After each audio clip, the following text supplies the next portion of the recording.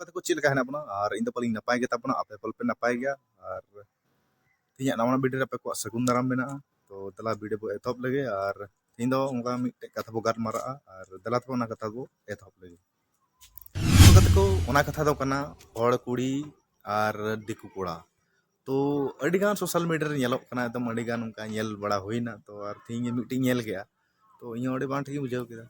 तो ओना दो कासे kana जुदी पे ñel का खबे बड़ाय गया तो ओना तो बई ले तबना तो इन नवा कथा रे बार कथा दोय तबना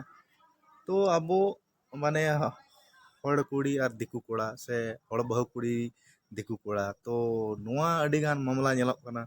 मान ले जाए अब समाज रे खुती मा हुयुक कान गया मेनखान दिकु मको लांदाय कान गया चेदा से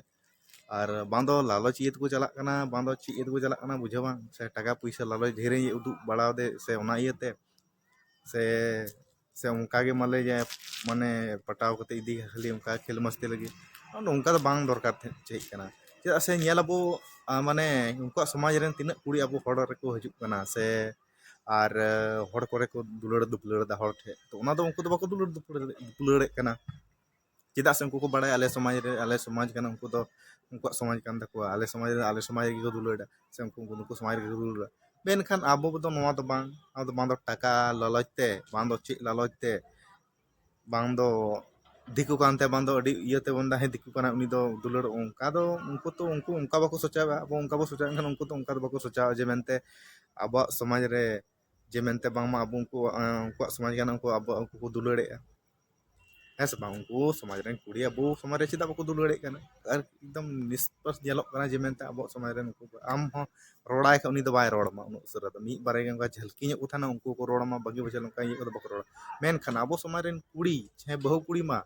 मार दिकु कुड़ा अरे भाई दिकु कुड़ा रे चे उनी दो आम दे दहमेया अरे बार दिने दहमे जब तक आमा होय दाड़े सम जहानम नौकरी कान से जहान आराम कमी कान बेस ᱧᱚᱜ टाका पैसा कमी गा ताब गे दहमे बाका दो बाय दहमे का थे गाते उडुगु कमा तो नवा को गटी बडाय दरकार थे कना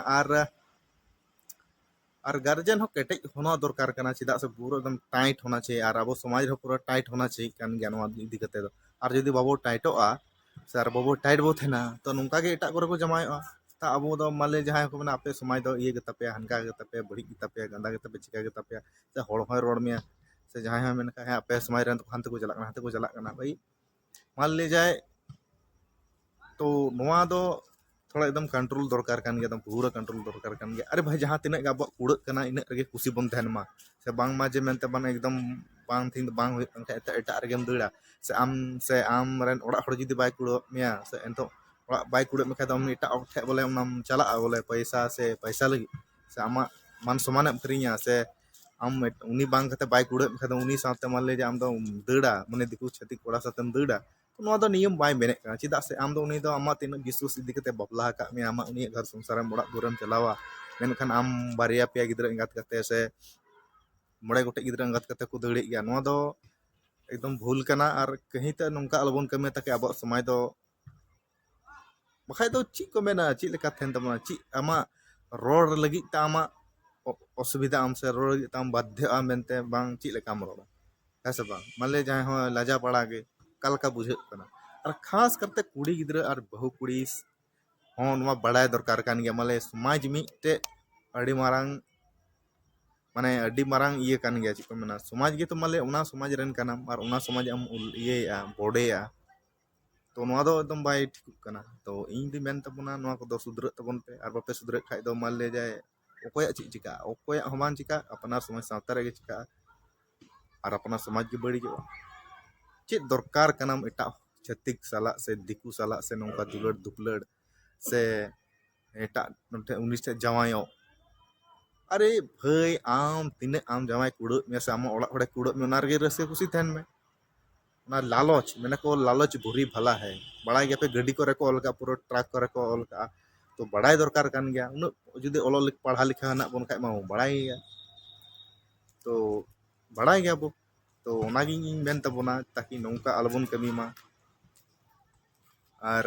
कुड़ी गिद्रे खार कर कुड़ी गिद्रे हो चाहे ओलो पढ़ा कना बांदा मान ले जाए तो मेना है अधिकार एम का गया मान ले जाए हनी से मेनखान ना दो बांग कना ओना दो खाली ऑल कना संविधान रे ऑल कना मेनखान ओना दो उनको दको बाको ये छत्तीक को दिकु को दो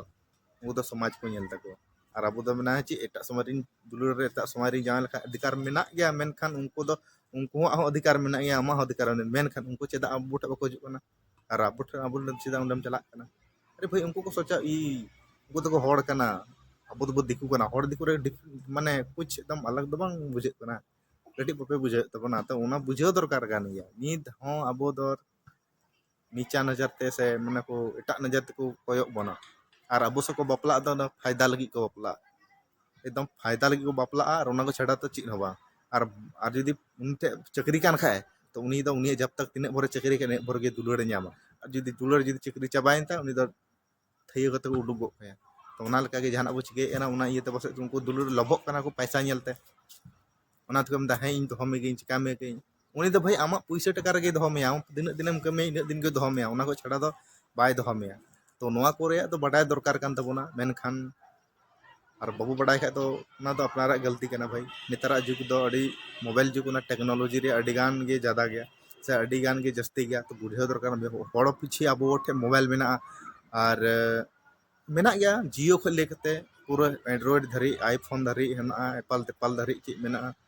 आयमा चीज कुछ नेतार मा बड़ाई गया अब उड़ुकना तो इन से अरदास तहन कना जहां कि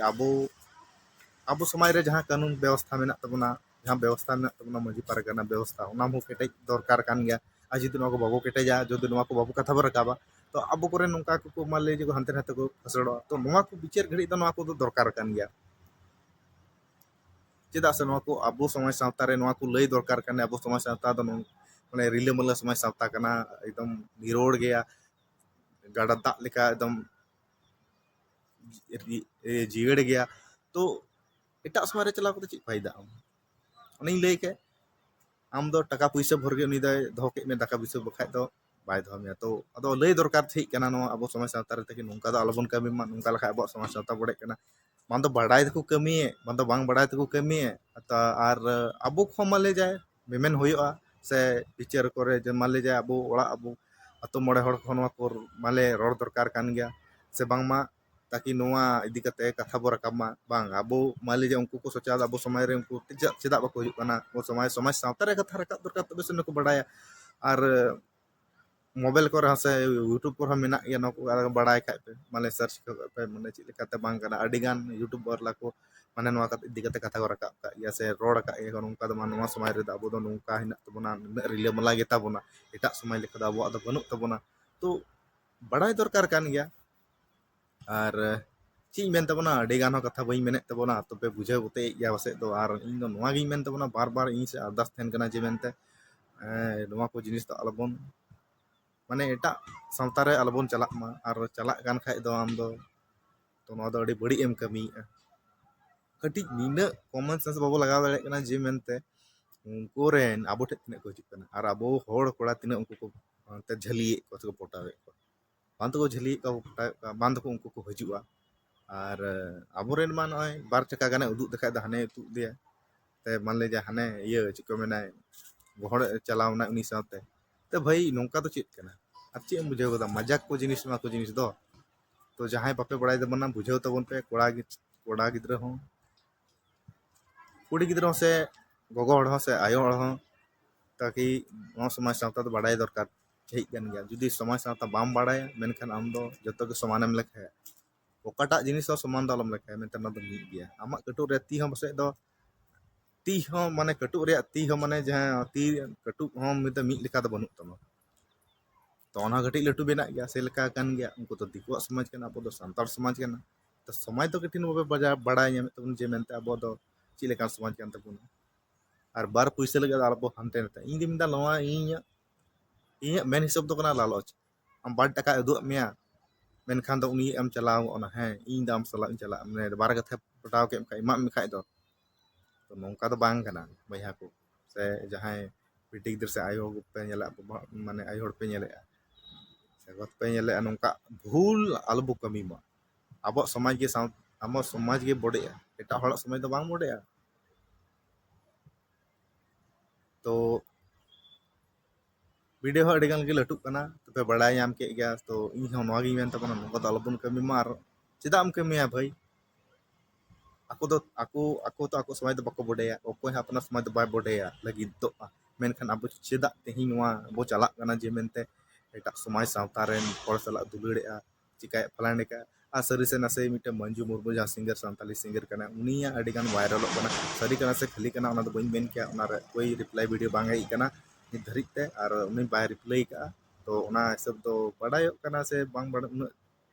पूरा सटीक हो बइन बुझ दाड़े करना जे मेनते उनी सरी उनी बॉयफ्रेंड करना से चिका करना तो अड़ी हाड़ा के उनी हो अंजमना और थी नेल के नो हडी हाड़ा के माने दिकु सला तो चेदा दिकु सला तो चेक दो ओलोग पढ़ा इनका बो सनम बोले तो मी एम लिखा गया मी बो लिखा कना तहे बराबर गया हैं बराबर हिसाब यामा मेनखान एटा रे जावायो एटा रे दुलड़ ना दो 30 हो एटा समय दो बको अबो माने हमको अबोरन सला दो बको दुलड़ा अबोरन कोड़ा सला दो भले अबोरन कुड़ी दिकुर सला को दुलड़ा नोआ अडी बड़ी के हुयुक कना मेनखान नोर तो अडी हाड़ा गया तो ओनागी मेन तबोना बार बार ना कथा गी मेने जे मेनते ओना को अलबन कमी मा और तीन दिन नौका बाबू थेन और अब समय सावता बो केटेज मा केटेज कत थेन जहां जुदी नौका गलती उनी सजा एमो दरकार कना मोड़े हर से को आदा सेन कना जहां गलती है जहां दिकु से दा उनी सजा एम छे अब जहां कना मजी अरी व्यवस्था तो ओना इदी कते उनी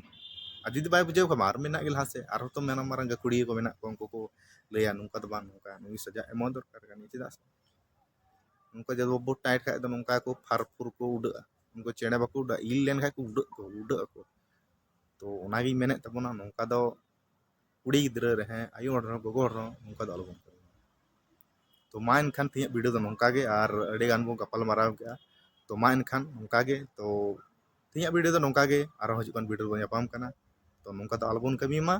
जो कोते जोहार कने और भूल बड़ी जहाँ से रोड बड़ी का खाए दो तबे के कहीं मान के जो को जोहार गे।